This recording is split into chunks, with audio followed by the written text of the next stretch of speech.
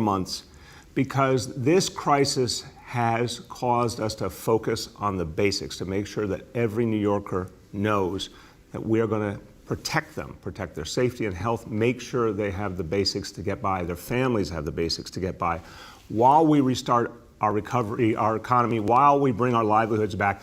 We have so much to do in this city to help people and bring back the vibrant life of this city. But right now, our singular focus has to be on those four basics. So I say this in general, and I say it because today is the day before our budget deadline. And we have been working for weeks now with the City Council on next year's budget. And to say the least, this has been the toughest budget that we've had to do as administration here at City Hall. We're in a whole different situation, in fact, than New York City's ever faced in our history. A healthcare crisis, an economic crisis, a disparity crisis, a budget crisis, all wrapped into one and on a massive, massive scale.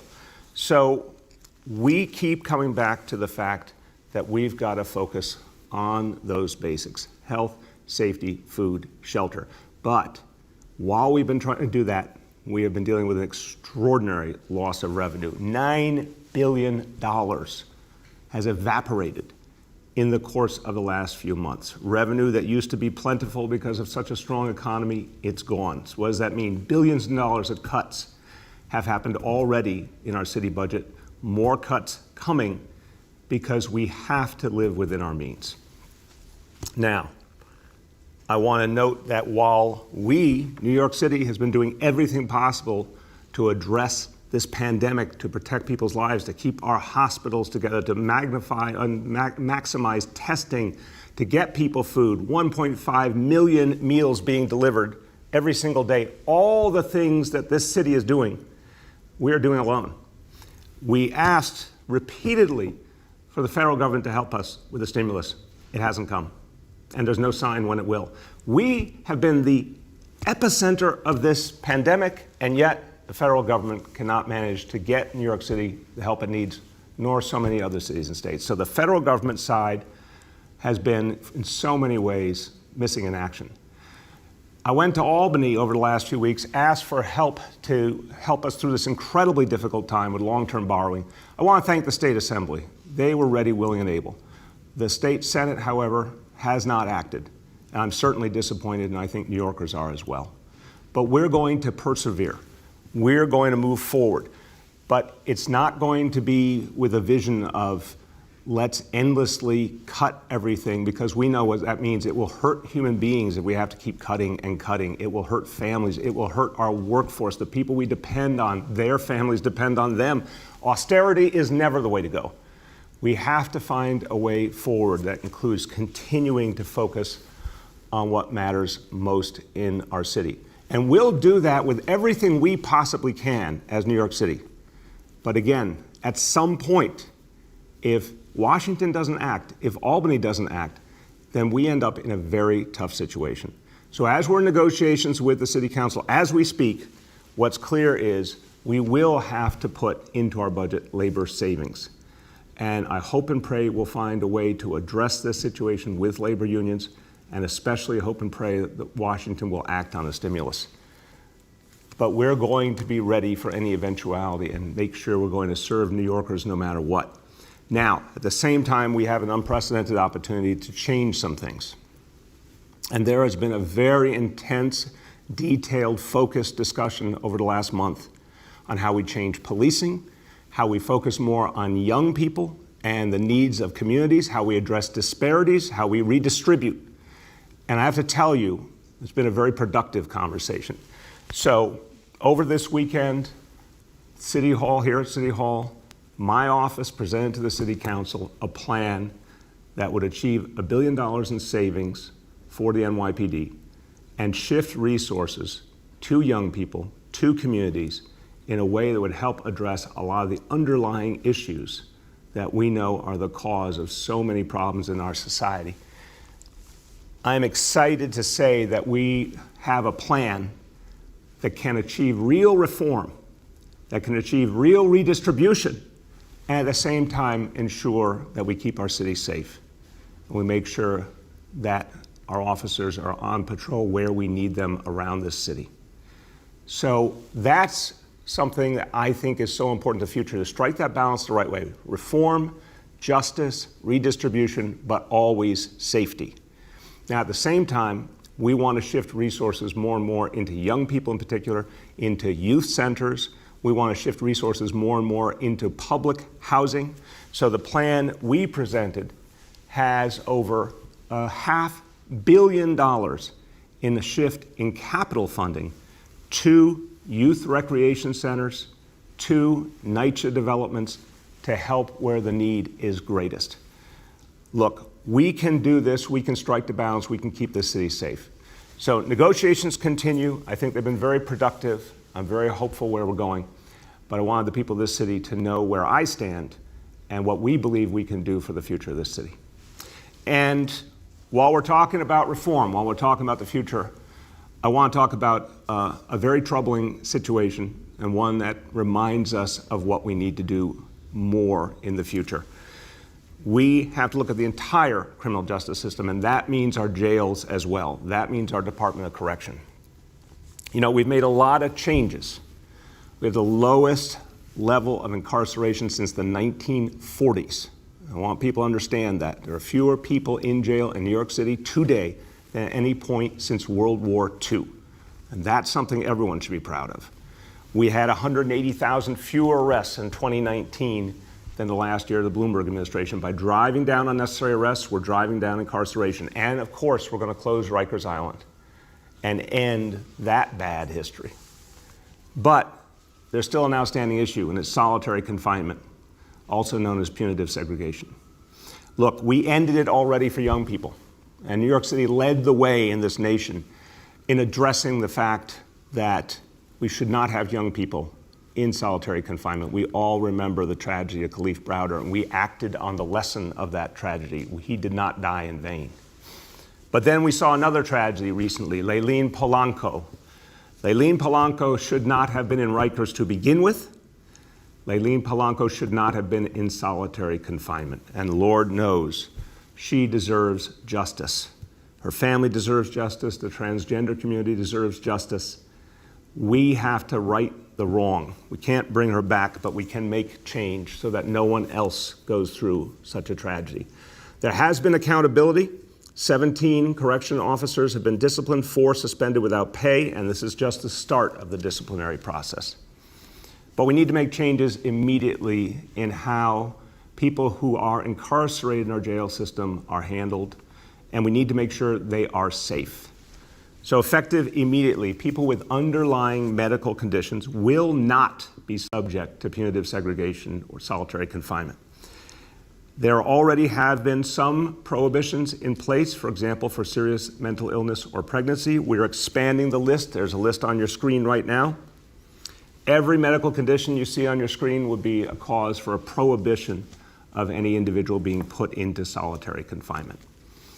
That's important. We're doing that literally starting today.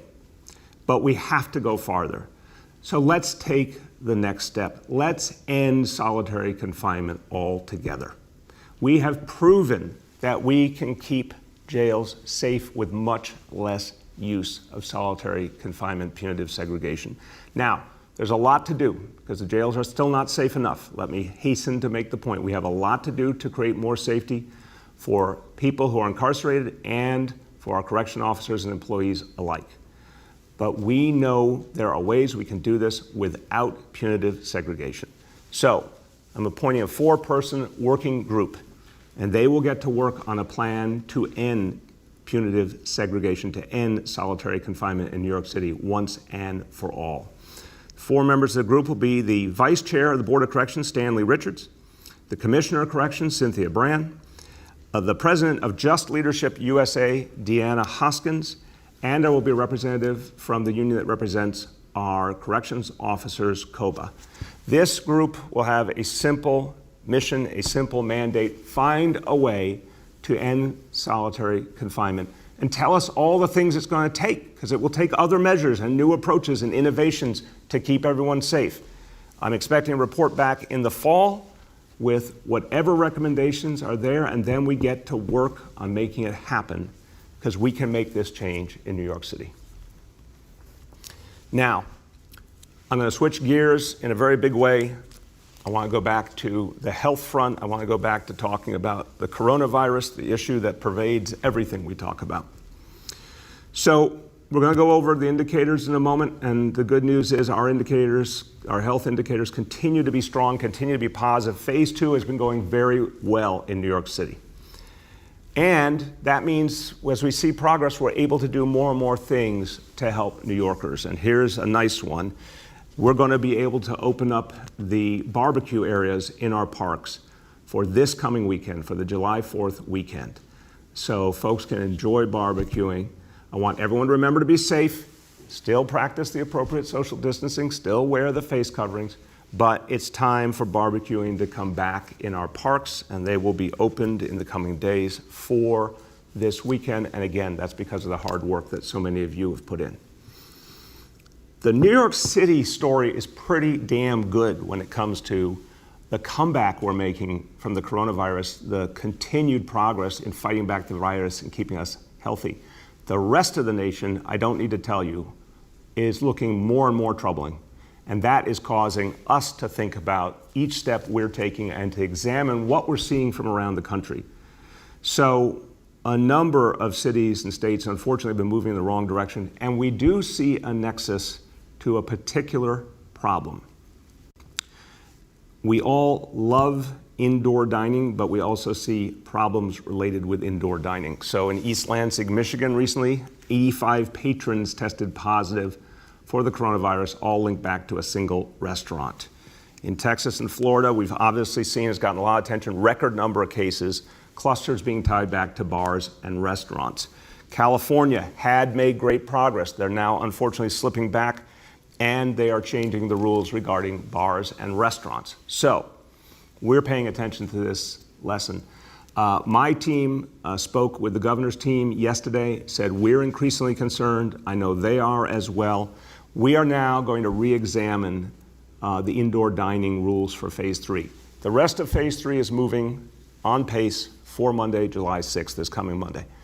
But the indoor dining element is now in question. We're going to work it through with the state, figure out how we want to approach it. If we want to pause that piece for a while or modify it, we'll have more to say in the next couple of days, because we want restaurant owners to have that information right away. But the most important thing is to keep us healthy and safe and not allow a resurgence.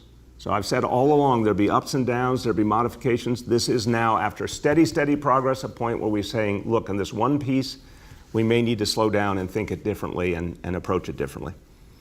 But what is clearly working is outdoor dining. And I think the big message I keep getting, I've talked to our healthcare people about it, is outdoors is working across the board, meaning the disease does not spread anywhere as much outdoors. Face coverings are working. Outdoor dining is working. We want to double down on outdoor dining. So we talked about the outdoor dining that will start to open up on our open streets. Now we want to go farther with the open restaurants program. Now, right now we have 6,100 restaurants who have already applied and gotten that certification to go over just the last 2 weeks. So they can do the outdoor dining. It's been such a hit. It's been so positive. It's bringing people back to work. We want to go a lot farther with it. So we're going to reach out to every single restaurant that qualifies but has not yet applied and help them to apply. We're going to work with BIDS. We're going to work with the Hospitality Alliance, Chambers of Commerce, everyone. Let's get every restaurant into outdoor dining. Let's maximize their revenue, bring back their workforce, but keep it outdoors primarily while we figure out the indoor piece. We also want to remind all the restaurant owners, please, it's been a great success so far, but be careful with the outdoor dining areas along the street. There are specific rules of how to keep them safe and a specific approach you need to take to make sure there's separation from the traffic. We're going to send inspectors around and ambassadors around to talk it through and make sure restaurant owners really get that part right, because it's going great. People love it. It's super productive, but we have to keep it safe. Okay, let's talk about our indicators. Number one, daily number of people admitted to hospitals for suspected COVID-19. The threshold is 200. Today's report, 51. Daily number of people in health and hospitals ICUs, threshold of 375. Today's report, 297. And most important, percentage of people testing citywide were positive for COVID-19, threshold of 15%. Today, again, 2%. So we're holding at that number, which is really, really good. Quickly in Spanish. Este presupuesto será el más difícil de nuestra administración, pero vamos a proteger la salud, seguridad, comida y vivienda de la ciudad. Vamos a seguir demostrando que la seguridad y la justicia van de la mano en esta ciudad. Y lo vamos a hacer todos mientras seguimos combatiendo al virus fase por fase. With that, we will turn to questions in the media. Please let me know the name and outlet of each journalist. Hi, all. Just a reminder that on the phone today, we have Small Business Commissioner Doris, Chair of the Board of Correction, Jennifer Jones-Austin, and Senior Advisor, Dr. Jay Varma. With that, I will start with Marcia from CBS. Good morning, Mr. Mayor. How are you on this day before the budget? Day before the budget. Marcia, you and I have been through a lot of budgets together. I'm okay. How you doing? Okay, so one of the questions I had was this. You apparently have struck out in Albany in terms of trying to get them to allow you to borrow money. But I also was told that you were willing to raise property taxes if they would agree to it. Are you still willing to raise property taxes if the Senate will go along and give you borrowing power? That's just wildly inaccurate. No offense, Marcia, that's totally inaccurate. I said, in fact, in writing to everyone in the legislature, we will never raise the property tax rate. No intention to do it. The Assembly, Marcia, the State Assembly was there with us every step of the way. I want to thank Speaker Carl Hastie and the members of the Assembly. They were ready to come to the aid of New York City in our hour of need.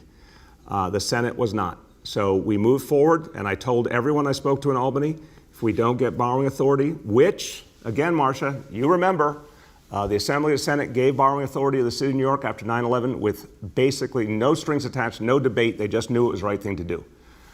Since they haven't done it, we now have to go ahead in this budget and put $1 billion of labor savings. Hopefully we can find a way with labor to avert layoffs. It's not a given.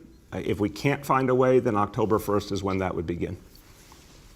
So my second question has to do with the cuts that you've agreed to, the $1 billion in cuts to the NYPD budget that you've agreed to with the City Council. There are published reports that it would involve moving school safety agents out of the NYPD, some homeless outreach services out of the NYPD, and canceling the July police class. Can you comment on that? So, Marcia, I'll give you a very broad picture because, of course, budget negotiations are continuing. We have to resolve by tomorrow, so I'm not going to get into a lot of detail. What I can tell you is we have found a plan that will keep the city safe, will achieve the $1 billion in savings, will allow us to redistribute money to youth programs and to communities that need it most. Everything was with an eye to safety. So we will be able to ensure the patrol strength we need. We will be able to ensure that school safety can do its job. The school safety issue would be addressed over several years, and we'll have more details again as we work on an agreement. But what I can tell you is, from the beginning, I said, I need to believe if we make this changes, I have to see evidence, I have to feel in my heart and soul that the city will be safe. You know I'm very concerned about the uptick in shootings. We have to make sure we can handle that. And we have to make reform. I came here to make reform. We have to make reform the right way. And I am convinced we have now struck that balance. Next, we have Michael Gartland from the Daily News.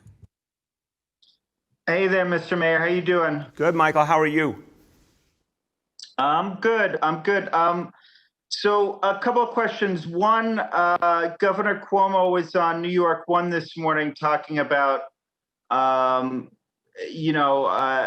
anxiety about phase 3 reopening of indoor dining. And I was wondering if you could kind of address what he said today on New York One about that, just having to kind of take this nice and easy. I think he's right. I mean, I didn't see his interview, Michael, but I think he's right. Look, I've said the state and city have been highly aligned throughout this process. Not every single time, because we're human beings and there's differences, but overwhelmingly aligned. I am enthusiastic that phase 1 has gone so well, phase 2 is going so well, and phase 3 is right around the corner. But we're also constantly looking at the facts. The facts have been worrisome. In the course of this week, it got worse and worse around the country, and it got worse and worse with this nexus to bars and restaurants. We saw it, the state saw it, everyone started talking and saying, hey, we have an issue here. We're always going to make adjustments. So we'll have more to say in the next day or two to clarify. But Michael, my view is we can go into phase 3 on all the other fronts. We can do that effectively. We can do the outdoor dining on a much bigger scale, but the indoor, we really need to examine closely and come to a decision in the next couple of days. Michael, do you have a follow-up? The other question I had was on 50A. And I was wondering, have you ordered FDNY and the correction department to post disciplinary records online, as you've done with the police department? Michael, I have not yet, because our focus obviously has been on the police issues and the budget, but I will. I want transparency across the board. Next, we have Henry from Bloomberg. Hello, Mr. Mayor. I'm multitasking here, so give me a You can chance do it, to Henry. I have collect faith in you. I don't know. It's tough. I want to get back to these savings in the police department and how you're accomplishing that. You said something about capital expenses. Is that part of this $1 billion, or is that separate from it? Where are We you will cutting get from you. the police department? Yeah, that's, there's enabling you? I'm sorry, I couldn't hear the rest, Henry. I apologize. Where are you cutting that's enabling you to make these cuts? Yeah.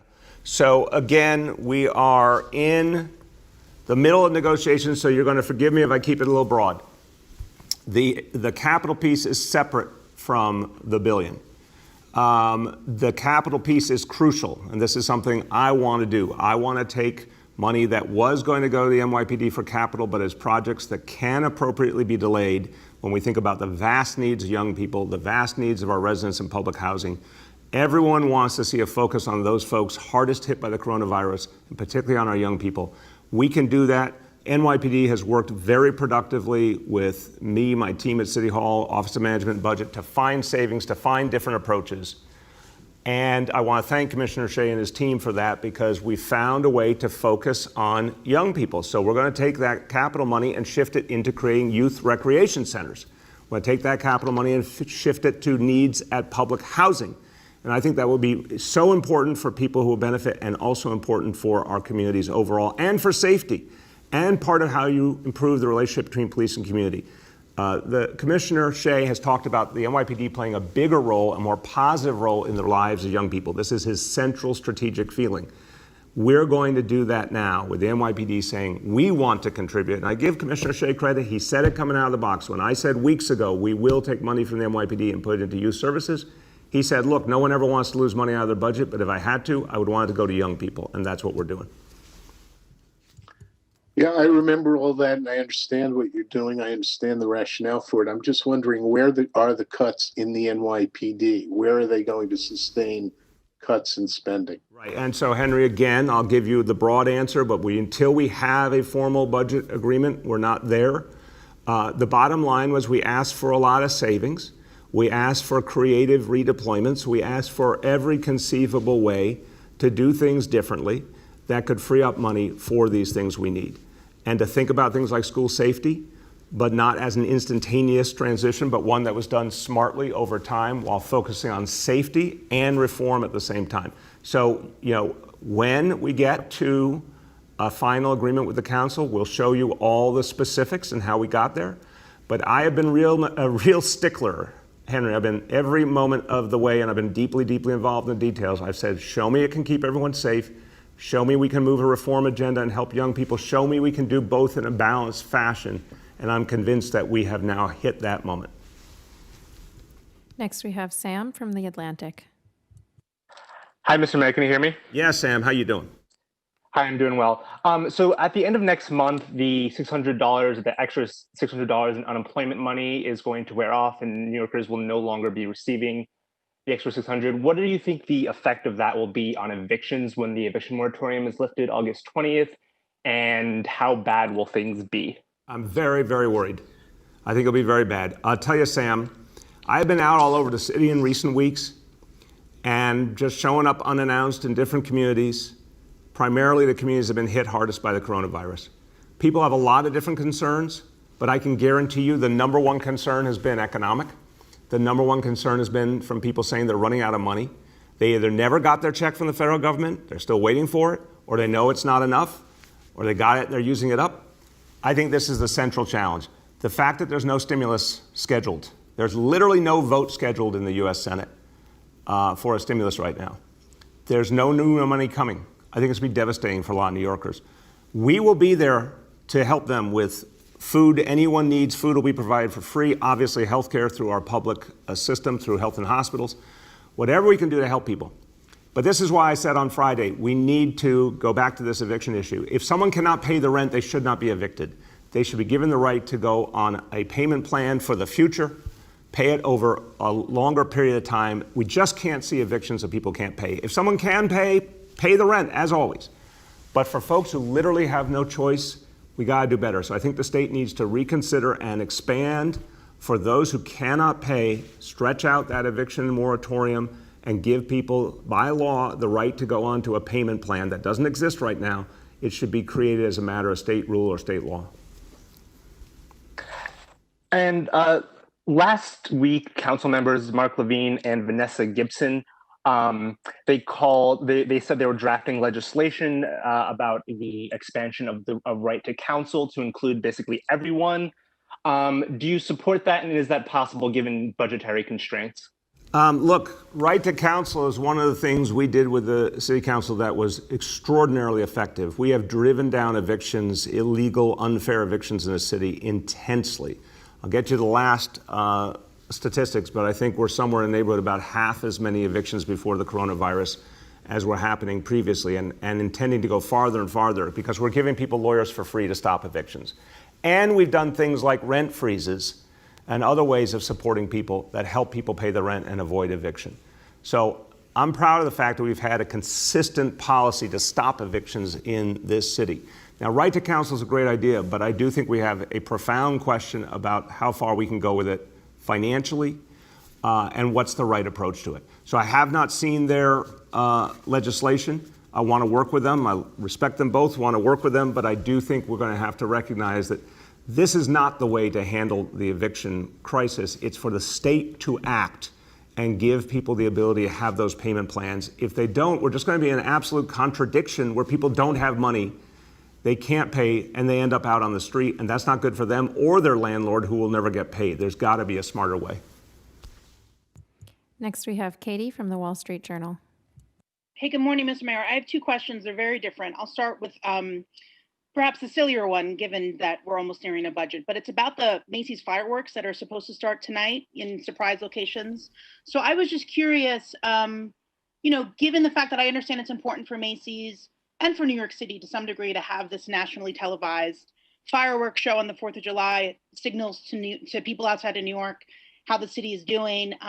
But since they're pre-taping fireworks around the city, again, people can't even see them because we don't know where they're going to be. Couldn't they have just aired old fireworks shows, maybe with a new performance? I mean, do you know? I've asked Macy's, did they have these fireworks already? Were they going to go bad? What's the deal? I mean, people, as you've heard, people have had surprise fireworks shows for weeks and they haven't really been happy with them. So, Katie, look, I don't know if fireworks go bad. It's actually a really interesting question, but I can tell you this much. I made this decision a couple of months ago because to me it was about saying that, we're still here, we're still fighting, we're still standing. And that was in a much tougher time, but I had confidence that New York City would find our way through. It is a message to the nation of the strength of New York City. It's also an opportunity for us to celebrate our country as our country's in crisis and have a moment of something positive and something respectful. Macy's was ready to do this. They were ready to go ahead, and I thought it was the right thing to do. So we're going to have locations that give people an opportunity to see something very brief. A lot of people will be able to see them from just wherever they live. We don't want crowds. We don't want a lot of commotion. It's a simple approach in a very imperfect world to give something special to people, but do it with a lot of sense of security and safety. And look, folks will know at the last minute the broad area, and they'll get a sense to look out for it. I think that's the right approach, and then it'll be packaged together in the show for July 4th. So in a world of imperfect options, I came to the conclusion with Macy's that this was the best approach. Thanks. And my second question is involving the budget. Right now, I guess as you're here at City Hall, outside at the Occupy City Hall, there's a protest from Teens Take Charge, people pushing for the restoration of the summer youth employment program. So I'm curious, I know there's still a decent amount of summer left. There were some programs you announced that would address that, but I think I'm curious if there will be a better plan and a larger plan for so many the teens in New York City who don't have much else to do. Yes, absolutely, Katie. This has been one of the central discussions over the last few weeks. The council feels it deeply, and I do too. We have to find a way to give our young people positive options this summer. Look, when we did the budget back in April, we did not know at all what the summer would look like, and we feared there would be honestly no possibility of any kind of programming except potentially online. We didn't know if people would be able to go outdoors or do anything. Things are a lot better now. On Monday, we're going to be able to open up a lot of the sports areas and parks. We obviously have said to summer camps that operate in the city that they can be operating in our parks. We're in a much, much better situation than we were in April. So now we're going to do a number of things to ensure that young people have options, including still some online options, because the traditional summer youth is going to be hard to reconstruct, but we can do other versions of it. High priority for the council, high priority for me. We said weeks ago money would go from the NYPD to youth programming, and summer youth employment is obviously a central part of that. Next, we have Dana from the New York Times. Hi, Mr. Mayor. Hey, Dana. I'm curious if you have any thoughts on why it is that the state might be willing to give borrowing authority for operating costs to Nassau County, to the MTA, and to itself, but not to New York City. It's a great question, Dana. I want to again say the State Assembly was ready from moment one and has said continually they support borrowing authority for the city of New York. Look, we are the engine of the entire state economy. We are where the revenue for New York State comes from. I think this should be an all for one, one for all moment. We're all together here. And I talked to a number of senators, and they said, in fact, they are concerned to have borrowing authority for their localities. And I said, I agree. We should. Everyone who needs it should use it to get through. Use it judiciously. Use it carefully. Avoid layoffs. Avoid cutting services, and get through to a better day. So I think that's the right way to go. I commend the Assembly. I'm disappointed with the Senate. And I think if the Senate thought it was right to give borrowing authority to the state, the MTA, then of course they should give it to the place that is 40% of the state's population and the economic center of the state. It's only the right thing to do. You have a follow-up? And to follow up, when you raise this issue with the governor, what does he tell you? Look, I'm not going to get into private conversations. I'm only going to say that the bottom line logic I've never heard anyone speak against. The state gave itself the authority, as you said, MTA. The city got the authority in 2001, unanimously, no strings attached, used that borrowing authority over the last 20 years, judiciously, carefully, helped us come back from 9/11. No one, the New York City bond ratings went up in the last 12 months, for God's sakes. This is not the 1970s. So I have not gotten a coherent answer as to why it's just not the right thing to do. And again, we're going to keep working on it, but I am unfortunately obligated to say that by October 1st, unless we get borrowing or stimulus or some kind of different approach from our labor colleagues, we do have to look down the barrel of something no one wants, which is layoffs. Last two for today. Next, we have Rich from WCBS 880. Mr. Mayor, good morning. Hey, Rich, how you doing? Okay. Listen, are the cuts against the NYPD punitive? No, not at all. Rich, every agency has had to go through a lot of cuts to begin with. Remember, we're talking about between the executive budget in April and this budget now, billions of dollars of cuts across all our agencies. Everyone's been going through the exercise. The NYPD did a hell of a good job of saying, okay, here's a bunch of things we could do while still keeping the city safe. So no, it is a moment where we have to address profound issues. We need to redistribute revenue to communities that need it the most. We know our young people are hurting. It's been a horrible time for them. We know a number of communities have been very hard hit by this virus. We need to redistribute resources toward them. We need to go at the root causes of so many of the problems we're facing. There is a way to do both. And Rich, I was skeptical at first and wanted to see how it could all come together. But a lot of painstaking work occurred to figure out the right way to do things, to focus on both safety and social justice and young people and redistribution. We found a plan that we felt good about, and this weekend presented that to the city council to say, here's a way we can all move forward together. If I could follow up, is any other agency being cut the same amount as the NYPD? I'll get you the final numbers when we get to a final agreement.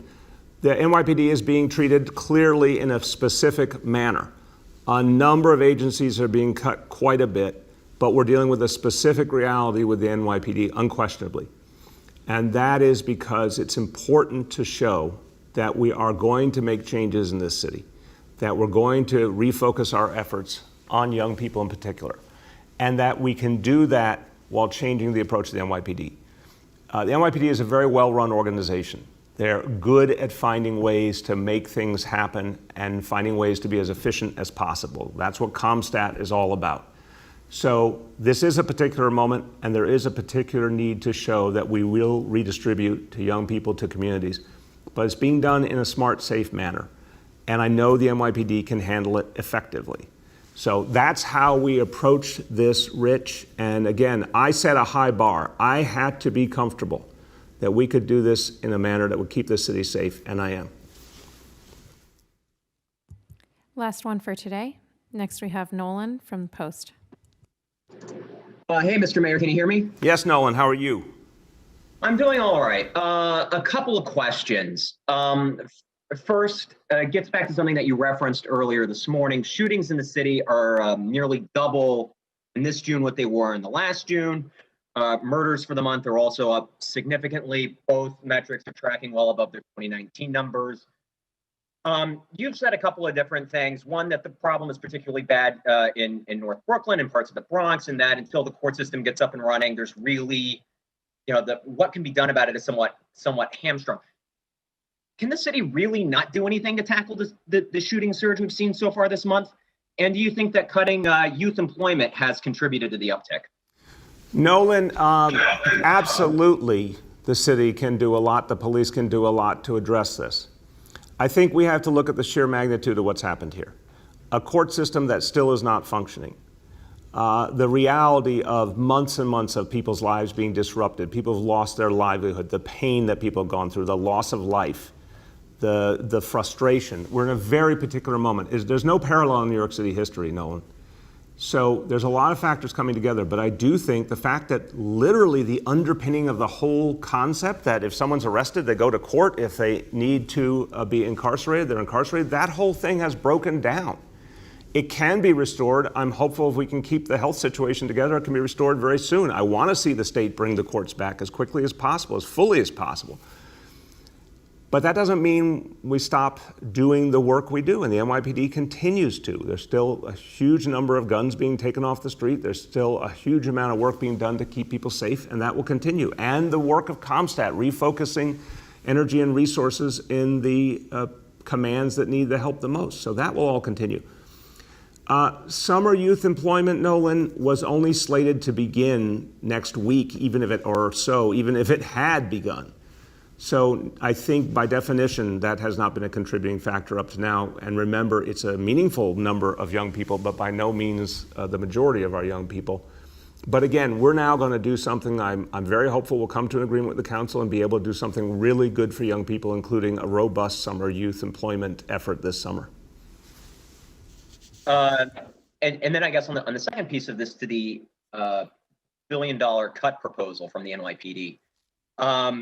The department spent, give or take, $700 million on overtime last year.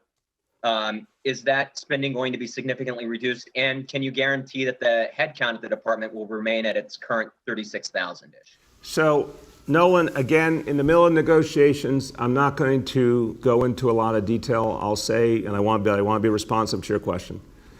We're looking at all of that. Overtime is always an area where we want to do better. And this has been well before current realities. I've been in many a budget meeting where we've pushed the NYPD and other agencies to reduce overtime. So that's an area we always want to do better, especially in the middle of an unprecedented fiscal crisis. Our budget is $8 billion smaller, $8 billion smaller than the one proposed in February. So we're cutting everywhere we can, smart savings, smart efficiencies, reducing overtime makes a lot of sense. Whatever we do in terms of headcount has to keep the city safe. So we'll have more to say on that if and when we get to a final plan with the city council. Everyone, as I conclude, look, first of all, a lot going on, so many important issues, but I want to say once again that amongst the other announcements today, the vision of ending solitary confinement, ending punitive segregation once and for all in New York City. This is something that could be a signature moment for change and reform and for a humane approach to rehabilitating people and turning around their lives. I know we have on with us, and I just want to thank her, even though questions were not directed her way, Jennifer Jones Austin, Chair of the Board of Corrections, someone who I honor so much for all you do for New York City. And you helped us build this administration from the beginning. And Jennifer, I know you're going to help us to find a way to a plan that really will work and a profound reform in our correction system. So I just want to take a moment to thank you publicly, Jennifer, for the work you are doing and will do. Thank you, Mr. Yeah, you will have plenty to do, Jennifer. You will never lack for important work to do. So, everyone, to conclude, look, we're at a watershed moment for the city of New York. We have to get it right.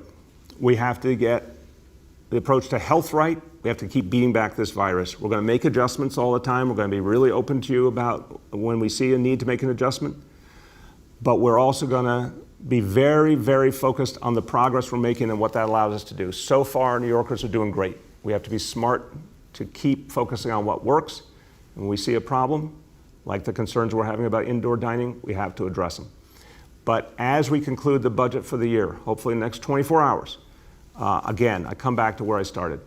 Our singular focus will be on you and your family, your health, your safety, keeping food on your table, keeping a roof over your head. That's what you need your city to do for you, and that is exactly what we will do. Thank you, everybody.